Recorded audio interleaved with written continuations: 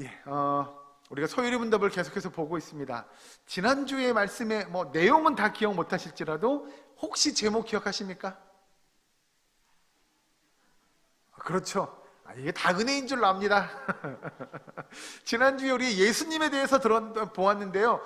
예수님의 세 가지 직분이 있다고 그랬습니다. 기억나십니까? 예, 예수 그리스도의 삼중직이라고 이야기했습니다. 예, 이런 건 기억하셔도 괜찮을 것 같습니다. 그래서 지난주에 뭐에 대해서 배웠다고요? 예수님의 삼중직 세 가지 직분 중에 첫 번째 뭐죠? 제사장. 아니, 선지자. 지난주에. 오늘이 제사장이고 지난주에 선지자. 그렇죠? 세 가지 직분이 선지자, 제사장, 왕. 이 세 가지라고 말씀드렸습니다. 기억나시죠? 예, 이 정도는 우리 기억하시면 어디 가서 저 안다고 하셔도 될 것 같습니다. 예, 오늘은 두 번째 시간입니다. 지난주에는 선지자였고 오늘은 제사장, 예수님이 왜 제사장이신지를 좀 살펴보려고 합니다. 먼저 여러분 구약시대에 제사장의 자격 조건이 있습니다. 이건 여러분께서 잘 아시죠? 예? 구약시대에 제사장이 되려면 죽어도 뭐가 있어야 돼요? 적어도 누구의 후손이어야죠? 누구의 후손이에요? 네, 레위지파의 후손이어야 됩니다. 이해되시죠? 설마 이것도 모른다 그러면 제가 좀 실족할 것 같아서. 예, 레위지파가 제사장의 후손으로서 그 레위지파 사람들이 제사장의 직분을 계속 이어서 받아가게 됩니다. 자, 오늘 본문에 굉장히 중요한 인물이 한 분 등장하는데 잘 아시는 대로 본문 14절에 그러므로 우리에게 큰 대제사장이 계시니 이렇게 이야기하면서 이 곧 누구예요? 예, 하나님의 아들 예수시라. 그러니까 예수님이 대제사장으로서의 그의 직분이 있음을 우리에게 이야기하죠. 자, 여러분 우리가 아는 대로 구약 시대에는 대대로 아론의 후손, 이 레위지파 사람들만이 제사장직을 직분을 수행할 수 있는데 특별히 이 대제사장, 여기서 오늘 본문에 이야기하는 큰 대제사장이 계시니 이야기할 때 대제사장은 아론 집안의 후손, 아론의 아들들만이 대제사장의 직분을 감당할 수 있었습니다. 그러니까 제사장은 레위지파 사람인데 그 중에 대제사장은 아론의 후손들. 이해되시죠? 예, 그렇게 감당하고 있었습니다. 그러면 구약시대에 등장했던 제사장들이 주로 하는 일이 있죠? 제사장이 하는 사역들을 한 세 가지 정도 꼽으면 첫 번째로 보면 제가 언젠가 그런 말씀 드렸어요. 선지자는 하나님의 말씀을 백성들에게 뭐 하는 사람이에요? 예, 전해주는 사람이고 제사장은 백성들의 죄를 누구한테요? 예, 하나님 앞에 대신 고백해주는 사람이라고, 그런 직분이라고 말씀드렸죠. 기억나십니까? 예, 이건 잘 기억하시면 좋습니다. 제사장의 직분 중에 첫 번째는 백성들의 죄를 하나님 앞에 제사드리는 그 사역이 제사장의 첫 번째 사역입니다. 그래서 이건 너무나 중요했던 거죠. 죄를 지은 사람이 있는데 이 죄를 지은 사람이 죄를 용서함 받기 위해서는 특별히 누군가를 이렇게 거쳐가야 됩니다. 근데 이 거쳐가는 이 사람이 누구냐? 제사장이죠. 그러니까 자기 죄를 용서함 받고 싶은데 제 죄를 어떻게 하면 용서함 받을 수 있어요? 라고 이야기하면 제사장이 그래, 내가 당신의 죄를 하나님 앞에 대신 고백하고 용서함 받을 수 있게 해줄게요 라고 하는 그 제사장의 이 사역이 중요했던 거죠. 그리고 두 번째로 보면 그냥 제사 드릴 때 그래요, 내가 대신 해줄게요가 아니고 이 백성들의 죄를 또는 이 백성들의 필요한 것들, 예를 들어 그런 거죠. 어떤 사람이 방금 예를 들었던 대로 제가 제 죄를 용서함 받고 싶어요 라고 생각이 들면 하나님 앞에 하나님 제 죄를 용서해 주세요 라고 하고 싶으나 그 또한 할 수 있어요? 없어요? 없어요. 뭐냐면 누가 해줘야 돼요? 누가 해줘야 돼요? 제사장이 가서 알았어요, 그렇게 기도하면 돼요? 그런 기도 제목이 제가 가서 할게요. 하나님, 이 홍길동이가 하나님 앞에 죄를 용서함 받고 싶어 해요. 하나님, 이 홍길동이 이렇게 기도하기 원하오니 이 죄를 용서해 주세요 라고 이 제사장이 대신 뭐 해야 돼요? 기도해 줘야 돼요. 이것도 중요한 사역 중에 하나예요. 백성들의 간구. 그러니까 여러분 잘 보시면 백성들이 우리 죽겠어요, 막 이렇게 도와주세요, 살려주세요 이렇게 하면 제사장이 가서 하나님 이 백성들을 살려달라고 합니다라고 기도하잖아요. 그러니까 제사장의 사역 중에 하나는 백성들의 기도를 하나님 앞에 드려주는 사역이 있고, 세 번째를 보면 뭐예요?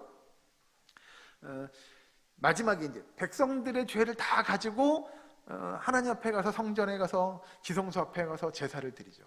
하나님 이렇게 하다가 하나님 용서해 주세요. 이 백성들이 자기 죄를 고백하고 죄물을 가지고 나와서 주 앞에 드리오니 막 이렇게 해가지고 하나님 앞에 용서를 구하고, 하나님이 그 기도를 받으시고 이 대제사장으로 하여금 백성들 앞에 가서 뭐 하게 해요?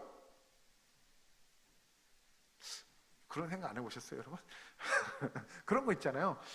백성들이 예를 들어서 저희 죄를 용서해 주세요라고 해서 제사장이 성소에 들어가서 제사를 드렸어요. 그럼 끝납니까? 여러분 궁금하지 않으세요? 그 다음이? 그런 생각 있잖아요. 아니, 제사장께서 지금 들어가서 제사를 드리긴 했는데 내 죄가 용서함을 받았는지 안 받았는지 알 수 있는 길이 있어요, 없어요? 없잖아요. 그렇죠? 내가 제물도 갖다 드리고 제사장이 들어가서 성소 가서 제사를 드리긴 했는데 내 죄는 용서함 받은 거 맞아? 확실해? 하나님께서 나에게 직접적인 음성을 들려주시면 좋겠는데 그렇지도 않은 것 같고, 뭐 이런 생각이 들면 이게 궁금해지죠, 사실은. 이거 된 거야, 만 거야, 용서함 받은 거야, 안 받은 거야, 이런 생각이 들 겁니다. 그래서 제사장에게 있어서 중요한 사역 중에 하나는 그 죄를 하나님 앞에 고백하고 하나님이 죄 용서함 은혜를 그가 했다고 하면 다시 백성들에 나와서 뭐 해줘야 돼요? 일종의 선포의 기도를 해줘야 돼요. 그래서 하나님께서 당신의 죄를 용서해 주셨습니다라고 하는 선포의 메시지를 전달해 줘야 돼요. 이게 이제 뭐냐라고 하면, 여러분 이게 뭐냐, 우리가 요즘 여러분이 그렇게 자주 들으시는, 우리가 얘기하는 축복 기도를 해주는 거죠. 이해되십니까?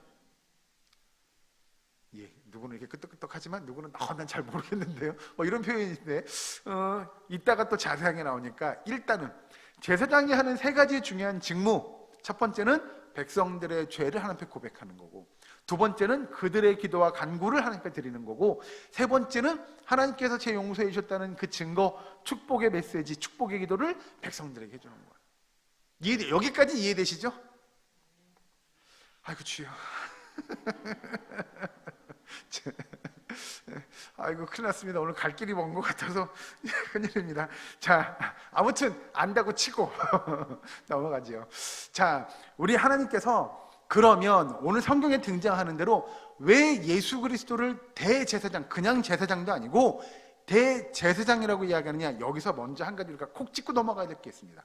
아까 말씀드린 대로 대제사장 또는 제사장의 직무를 수행하려면 어느 지파요? 레위 지파죠? 그러면 여러분이 너무나 잘 알만한 질문 하나, 예수님은 어느 지파 사람이죠? 설마요. 하나님 지파겠어요? 그건 아닌 것 같고요. 자, 다시, 예수님도 이스라엘 유대인이잖아요. 12지파 중에 한 명일 거 아니에요, 그죠? 그러면 아까 다시 정리해요. 제사장은 어느 지파요?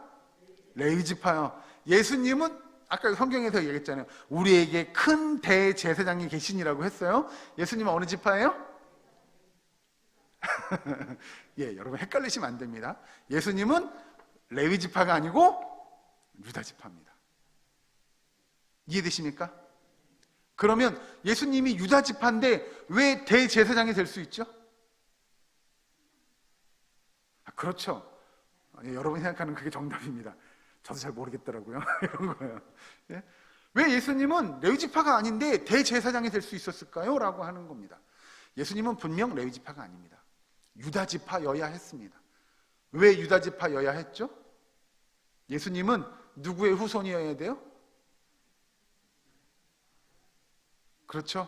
이렇게 하나님의 후손 또 이러시게 하면 안 됩니다, 여러분. 예수님은 다윗 왕의 후손이어야 했습니다. 다윗 왕이 어느 지파예요? 유다 지파입니다. 여러분 이건 굉장히 중요한 겁니다. 이 정도 아시면 어디 가서 조원장 목사 아니야 그러면 안다고 하셔도 됩니다. 예, 이건 농담이고요. 우리가 이 정도는 알아야 그래 맞아, 하나님께서 그렇게 역사하셔서 왜 예수님이 유다 지파로 내려올 수밖에 없었냐면 다윗 왕의 뭐를 이어받아야 돼요? 예, 왕위를 이어받으셔야 돼요. 왕의 후손이어야 돼요. 그래서 육적으로 완벽한 이 땅의 왕이고 영적으로도 완벽한 왕이셨어야 했어요. 이해되십니까? 예, 이건 정말 하나님의 역사하심입니다. 그러면 이제 오늘 중요한 대로 왜 다윗 왕의 후손을 물려받은 유다 지파 소속의 예수님께서 오늘 성경에 등장하는 대로 큰 대제사장이라고 일컬을 수 있었냐? 이건 여러분 제가 몇 주 전에 설명을 드린 것 같은데 멜기세덱 기억나십니까? 기억나시죠? 예, 여기서 안 나도 나신다고 해주면 제가 힘이 될 줄로 믿습니다. 예, 예수님이 왜 대제사장의 반열에 오를 수 있냐 하면 멜기세덱의 반차를 따른다고 성경은 우리에게 가르쳐 줍니다. 이걸 보시려면 히브리서 뒤로 좀 넘어가서 7장에 있는 말씀을 보셔야 되는데 여기선 다 보기 어려우니까 1절, 2절, 3절의 말씀을 같이 한번 읽겠습니다. 히브리서 7장 1절, 2절, 3절 같이 읽습니다. 시작. 이 멜기세덱은 살렘 왕이요 지극히 높으신 하나님의 제사장이라 여러 왕을 쳐서 죽이고 돌아오는 아브라함을 만나 복을 빈 자라. 아브라함이 모든 것의 10분의 1을 그에게 나누어 주니라. 그 이름을 해석하면 먼저는 의의 왕이요 그 다음은 살렘 왕이니 곧 평강의 왕이요 아버지도 없고 어머니도 없고 족보도 없고 시작한 날도 없고 생명의 끝도 없어 하나님의 아들과 닮아서 항상 제사장으로 있느니라. 아멘. 여러분 아까 말씀드렸잖아요. 제사장이 되려면 특별한 뭔가를 타고나야 돼요. 어느 지파라고요? 레위 지파 사람이어야 됩니다. 이건 여러분 족보의 개념이죠. 아버지와 아들, 아들의 손자, 손자의 증손자 이렇게 이 족보를 타고 가야만이 뭘 할 수 있어요? 제사장을 할 수 있는 겁니다. 이해되시죠? 그런데 히브리서 7장에 등장하는 멜기세덱은 그 족보가 있다고 해요? 없다고 해요? 그렇죠. 권사님 아버지도 없고 어머니도 없고 시작도 없고 끝도 없고. 왜냐하면 잘 보시면 3절에 아버지도 없고 어머니도 없고 족보도 없고 시작한 날도 없고 생명의 끝도 없어 이렇게 이야기하는 거죠. 그러면 족보도 없고 아버지도 없고 어머니도 없는 사람이 있을 수 있어요? 없어요? 말이 안 되는 거잖아요. 네? 이런 사람은 우리가 뭐라고 이야기하냐면 어느 날 갑자기 뿅 하고 나타난 거잖아요. 아버지도 없고 어머니도 없는데 어떻게 태어날 수 있어요? 말이 안 되는 거잖아요. 자, 그래서 이 멜기세덱이 이야기하는 그런데 이 사람은 특별히 7장 히브리서 7장 1절에 이 멜기세덱은 살렘의 뭐라고요? 왕이라고 이야기해요. 아버지도 없고 어머니도 없는데 이 사람은 뭐예요? 왕이에요.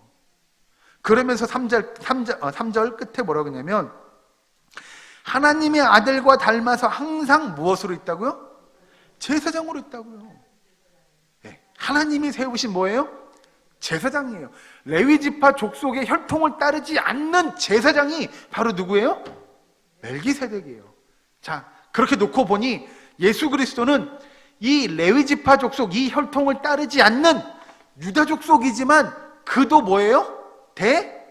대제사장이었어요. 그래서 우리가 성경이 표현하기를 멜기세덱의 반차를 따르는 이 멜기세덱의 후손처럼 그는 왕이지만 아버지도 없고 어머니도 없고 시작도 없고 끝이 없는 사람, 이 멜기세덱의 똑같은 모습을 한 뭐예요?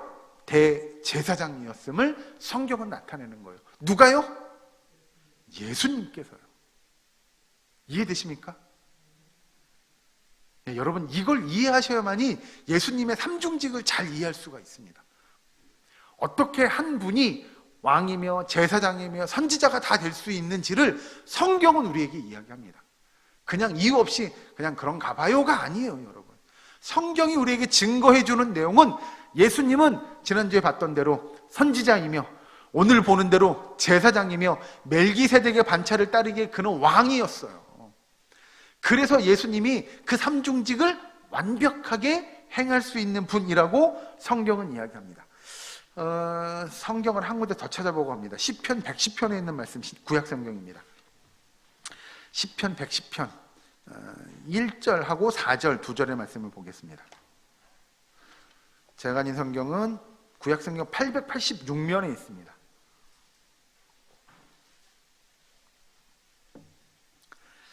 시편 110편 1절과 4절 말씀, 1절하고 4절 바로 이어서 읽겠습니다. 같이 읽으시죠. 시작. 여호와께서 내 주에게 말씀하시기를 내가 내 원수들로 내 발판이 되게 하기까지 너는 내 오른쪽에 앉아 있으라 하셨도다. 여호와는 맹세하고 변하지 아니하시리라. 이르시기를 너는 멜기세덱의 서열을 따라 영원한 제사장이라 하셨도다. 아멘. 누구에 관한 얘기예요? 여호와 하나님, 우리 예수 그리스도에 관한 이야기죠. 그래서 다윗이 이렇게 적는 거죠. 여호와께서 내 주에게 말씀하시기를 내가 내 원수들로 내 발판이 되게 하기까지 너는 내 오른쪽에 앉아 있으라. 하나님의 우편에 앉아 계신 분이 누구라고요? 예수님. 그래서 4절에 여호와는 맹세하고 변하지 아니하시리라 이르시기를 너는 오른편에 앉아 있는 예수님은 멜기세덱의 서열을 따라 영원한 뭐라고요? 제사장이라 하셨도다. 하나님께서 예수님을 일컬어서 영원한 제사장이다. 근데 그는 혈통을 따르지 않는 멜기세덱의 그 반차, 멜기세덱을 따라가는 대제사장의 역할을 감당하시는 분이 누구라고요? 예수님이라고요. 이것이 너무 중요하죠. 그래서 이 시편 기자 다윗이 이야기해 놓은 이 시편의 110편의 말씀의 내용이 언약처럼 나타나는데 그 언약의 성취가 신약 성경에 등장하는 예수 그리스도를 통하여 그 약속이, 그 예언적인 메시지가 이루어졌다는 사실이죠. 그러니 여러분 생각해 보세요. 예수님에게 있어서는 육적으로 보면 그 위에 할아버지죠. 그 다윗 왕이 예언해 놓기를 언젠가 이런 사람이 나타날 거야를 예언해 놓았는데 그 예언의 메시지를 보면 하나님께서, 여호와 하나님께서 이렇게 말씀하셨어요. 내 우편에 앉아 있는 이 사람이 멜기세덱의 반차를 쫓는, 멜기세덱의 뒤를 잇는 제사장의 역할을 그가 감당하게 될 거다라고 이야기하셨다고 하는 거죠. 그리고 예수님이 오셔서 그 사역을 다 감당하시고 승천하셔서 하나님의 우편에 지금도 앉아 계신다는 사실이에요. 할렐루야. 그래서 예수님은 분명 우리가 이야기하는 제사장, 대제사장이 맞다는 거죠. 자, 다시 이제 아까 보시면, 그러면 우리가 이야기하는 대로 예수님은 하나님께서도 인정하시는 대제사장이 맞다고 하면 제사장이 했던 역할, 그 직분의 사역이 세 가지가 있다고 말씀드렸어요. 첫 번째가 아까 뭐였죠? 제사 드리는 거라고 그랬죠.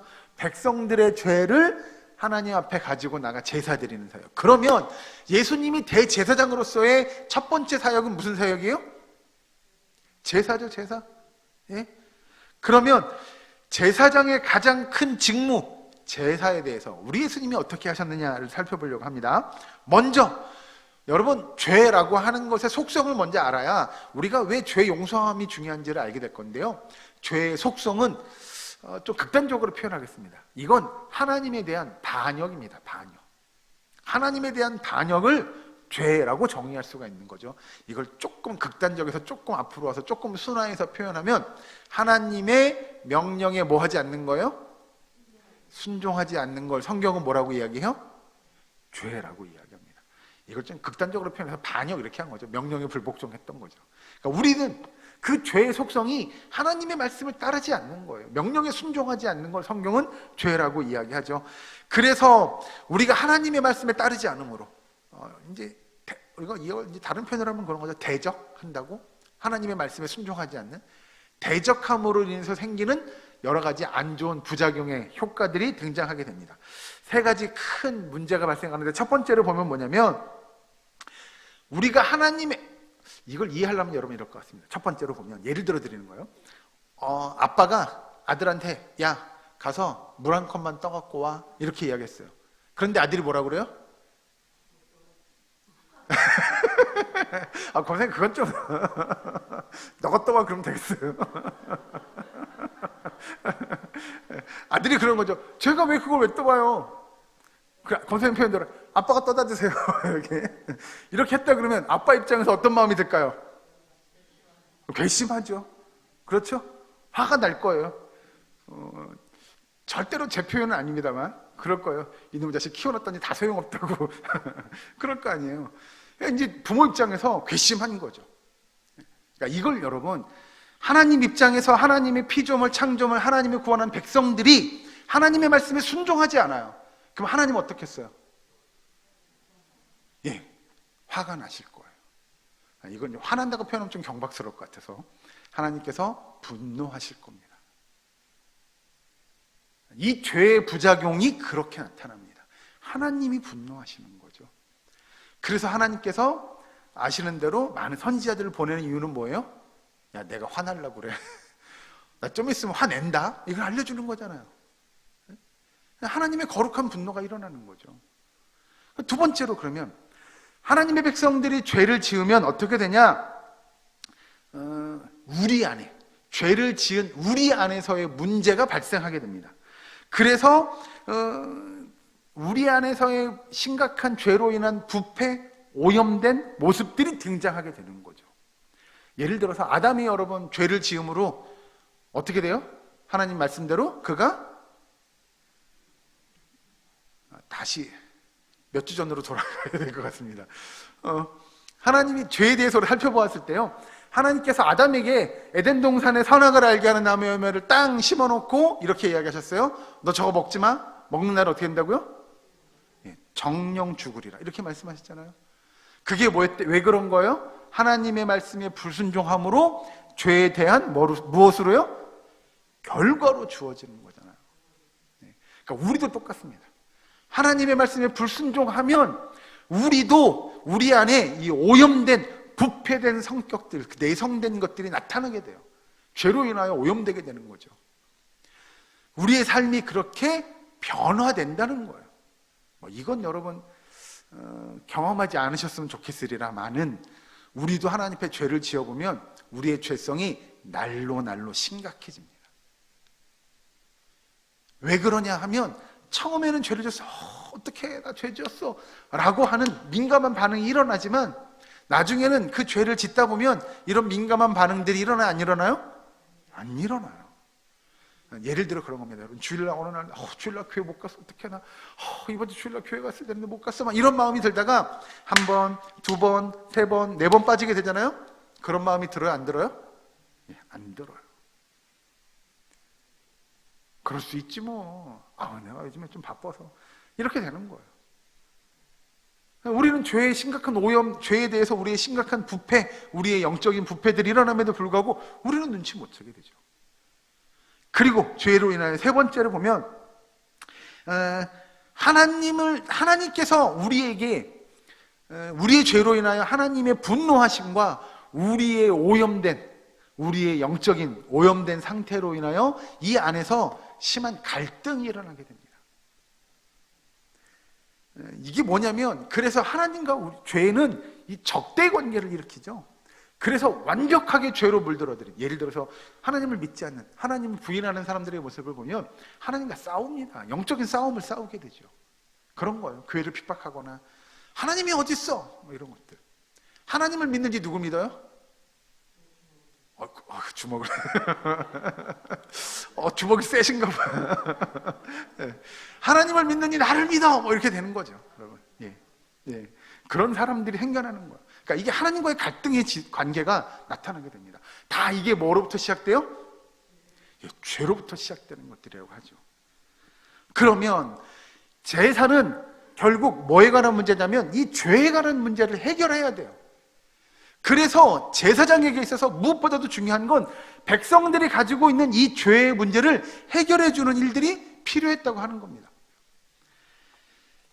여러분, 구약에 나오는 유명한 제사법 중에 첫 번째로 보면 번제 기억나십니까? 예, 번제는 죄를 지은 죄인이 재물을 갖고 나옵니다. 이해되시죠? 소나 양이나 비둘기나 이런 것들을 끌고 나오죠. 그래서 어떻게 해요? 그것들을 태우죠. 네? 그래서 하나님 앞에 그 죄 용서함을 받게 하는 제사의 방법이고, 또 우리가 속죄제 기억나십니까?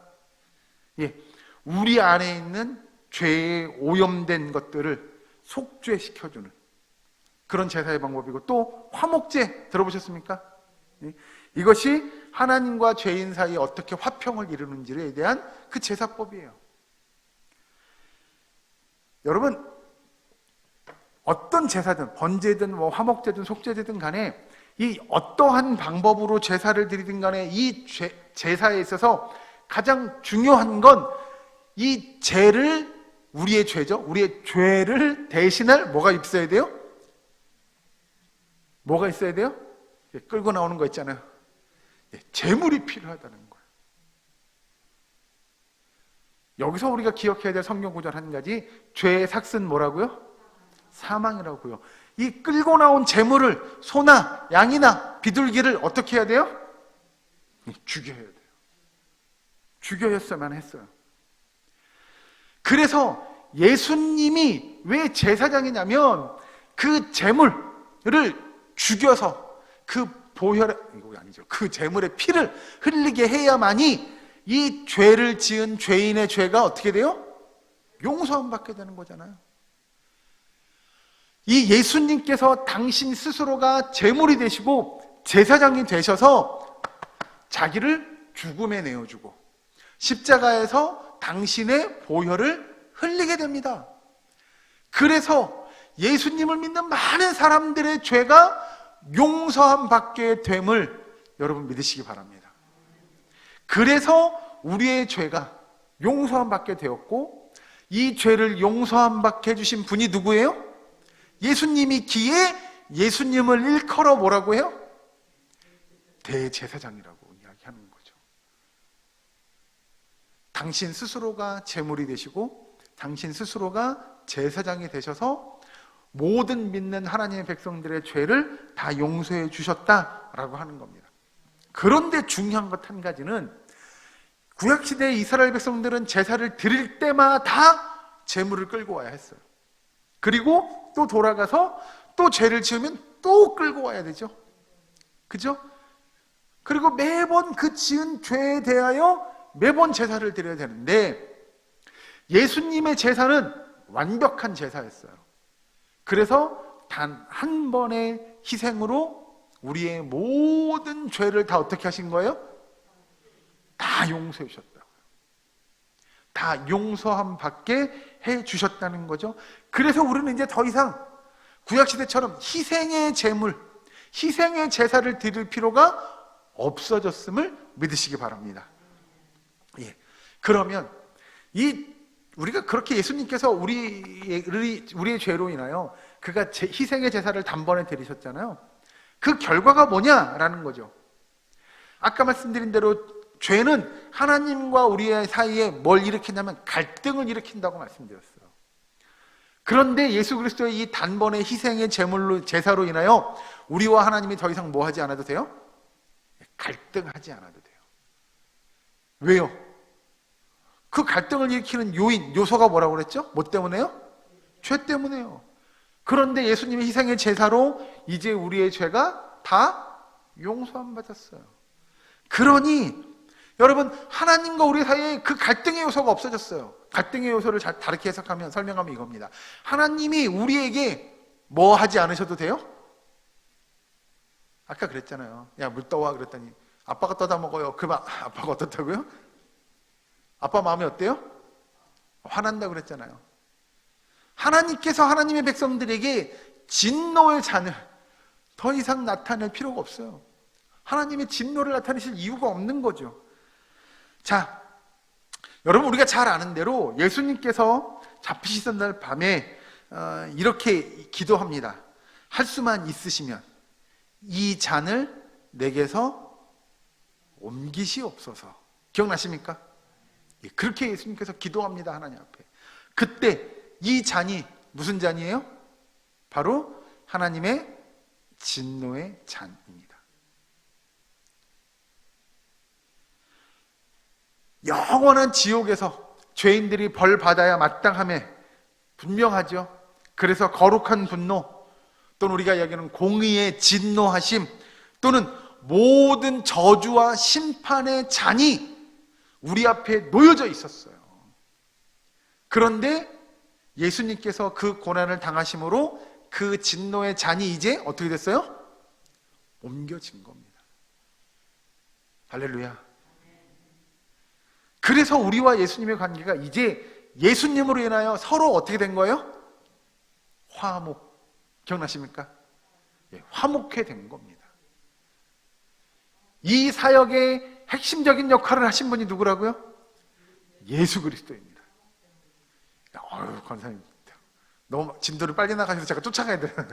맞습니다. 우리의 화목 제물이 되신 거죠. 아까 말씀드린 그 제사의 여러 가지 방법들을 예수님께서 다 사용하신 겁니다. 그리고 두 번째, 제사장이 해야 될 두 번째 사역, 아까 첫 번째가 제사였고 두 번째가 뭐라고 그랬죠? 네, 간구하는 거죠. 저 뒤에 계신 분들은 잘 안 들리시나 봐요. 우리 권사님들이 답변만 다 하셔요 지금. 자, 두 번째는 뭐 하는 거예요? 우리의 죄를 고백해 주는 거죠. 이거를 뭐라고 얘기하냐면 기도하는 겁니다. 기도. 대단하세요. 지금 중보기도 가려고 그러고 정말로 그러고 있는데, 제가 진짜 우리 권사님들 때문에 깜짝깜짝 놀랍니다, 권사님. 네. 예수님이 대제사장으로서 하시는 두 번째 중요한 사역은 중보기도입니다. 그래서 제가 언젠가 여러분한테 그런 말씀 드렸어요. 우리의 중보자는 누구밖에 없다고요? 예수 그리스도밖에 없다고 말씀드렸습니다. 여러분, 그러면 한 가지 여러분 그런 상상해 보신 적 있습니까? 우리가 하나님 앞에 기도하잖아요. 그러면 예수님께서 하나님 앞에 중보기도 해달라고 우리가 이야기하잖아요. 우리의 중보자 되시니까. 그럼 예를 들어 그런 거죠. 우리가 기도한다고 치죠. 하나님, 우리의 사랑교회가 부흥하게 해주세요. 뭐 이런 기도를 했다고 칩시다. 예를 드는 겁니다. 그럼 예수님께서 이걸 듣고 있다가, 그래, 알았어. 하나님, 여기 예사랑교회 교인들이 기도하는데요. 부흥시켜달래요. 이렇게 하실까요? 그런 상상 안 해보셨습니까? 저는 가끔 실수를 먹으며 그런 상상합니다. 그래요. 예수님은 우리의 중보자 되셔서 우리의 기도를 하나님 앞에 전달해 주시는 분이 누구예요? 예수님이시잖아요. 그래서 제가 말씀드렸어요. 우리의 기도 끝에 말미에 뭐라고 기도해요? 예수님의 이름으로 기도하는 거잖아요. 그러니까 하나님, 예수님, 우리의 기도를 하나님 앞에 잘 드려주세요. 하나님, 예수님께 들으시고, 그래, 알았어, 그거, 알았어, 내가 잘 얘기해줄게. 듣고 하나님 앞에, 하나님, 얘네 기도는 좀 꼭 들어주셔야 될 것 같아요. 뭐, 이렇게 하시지 않을까라고 생각하지만, 여러분, 그렇게 이해하시면 안 됩니다. 안 됩니다, 여러분. 중요한 것 하나. 그러면, 우리가 기도할 때, 기도는 누가 해요? 기도는 누가 합니까? 우리가 하죠? 여러분, 기도 누구한테 하십니까? 그럼 중간에 있는 분은 그냥 건너뛰실 거예요? 기도 누구한테 하십니까? 예수님한테 하십니까? 예, 헷갈리시죠? 예, 여러분들이 맞습니다. 우리는 기도할 때 하나님 앞에 기도하는 겁니다. 그러면 우리의 기도를 들으시는 분은 누구일까요? 하나님이실까요? 예수님이실까요? 상의할 시간 드릴까요? 하나님이실지 예수님이실지? 예.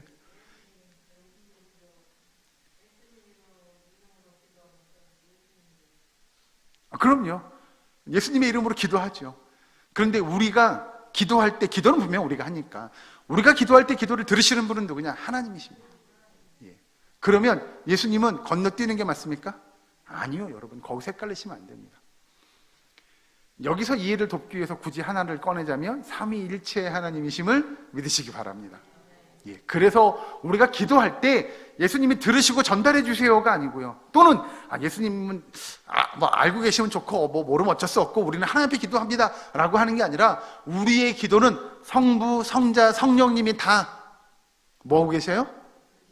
다 들으시고 계셔요. 할렐루야. 예. 그런데 우리의 중보자 되시는 예수님을 의지해서 기도하는 거지, 우리의 기도를 예수님께서 들으시고 전달해 주세요. 잘 들었죠? 여러분, 이렇게 받으시면 안 됩니다. 이해되시죠? 이걸 얘기하자면 다른 데로 가자면 너무 시간이 길 것 같아서, 예수님이 하시는 중요한 사역 중에 하나가 중보기도임을 여러분 잊지 않으셨으면 좋겠습니다. 그리고 세 번째 사역, 아까 그랬죠? 백성들의 기도를 듣고 그 다음에 백성들이 이 죄를 고백해서 죄 용서해 주세요라고 했는데 그 죄 용서함이 받았는지 안 받았는지를 알려면 뭐가 필요해요? 제사장이 제사 드리고 나와서 백성들한테 뭐 해야 돼요? 선포하셔야죠. 이걸 아까 제가 다른 말로 뭐 한다고 그랬죠? 예, 축복기도. 줄여서 우리는 축도 이렇게 이야기합니다. 그래서 구약시대의 제사장들이 백성들에게 축도했던 부분이 있습니다. 성경을 찾아보시죠. 민수기서로 넘어갑니다. 구약성경 민수기 6장에 있는 말씀 봅니다. 6장 24절부터 26절까지. 제가 가진 성경은 구약성경 204페이지에 있습니다. 여기는 같이 한 목소리로 봉독합니다. 민수기 6장 24절에서 26절 같이 읽습니다. 시작. 여호와는 내게 복을 주시고 너를 지키시기를 원하며 여호와는 그의 얼굴을 내게 비추사 은혜 베푸시기를 원하며 여호와는 그 얼굴을 내게로 향하여 드사 평강 주시기를 원하노라 할지니라 하라.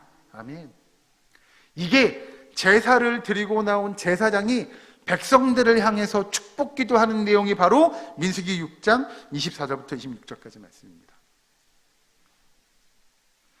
제사장으로서 백성들에게 당신들의 죄가 사함받았으니 여기서 이야기하는 대로 끝에 가서 평강 주시기를 원하노라 라고 기도하며 그 백성들이 또 평안의 삶을 살기를 기도해 주는 거죠. 그리고 신약성경에 와서는 이게 좀 바뀝니다. 누가복음으로 넘어가겠습니다. 신약성경 누가복음 24장에 있는 말씀 봅니다.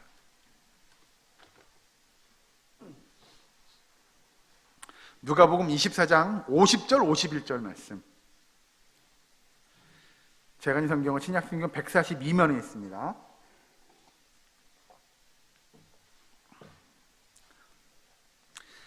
같이 있습니다. 여기 50절 51절 누가복음 24장 시작. 예수께서 그들을 데리고 베다니 앞까지 나아가 손을 들어 그들에게 축복하시더니 축복하실 때에 그들을 떠나 하늘로 올려지시니. 아멘. 그래서 예수님께서 뭐 하셨어요? 뭐 하셨다고요? 손을 들어 그들에게 뭐 했다고요? 축복하셨다고요. 예수님이 축복하신 이 사역은 구약시대에 누가 했던 거라고요? 제사장이 했던 거라고요. 예배를 마치고 제사를 마치고 나온 제사장이 백성들에게 축복하셨던 것처럼 제사장 되신 예수님이 그 사역을 다 마치고 모든 제사를 다 마치고 하늘로 오르시기 전에 뭐 하셨다고요? 축복했다고요. 할렐루야.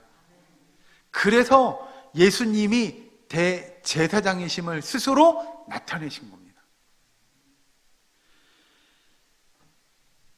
여러분, 우리가 이 땅을 살아가면서 누리는 모든 영적이든 육체적이든 또는 물질적이든 또는 도움이든 그 모든 것들이 바로 제사장 되신 예수님께서 우리에게 복 주시고 또 축복하시는 그 사역의 열매인 줄로 믿으시기 바랍니다.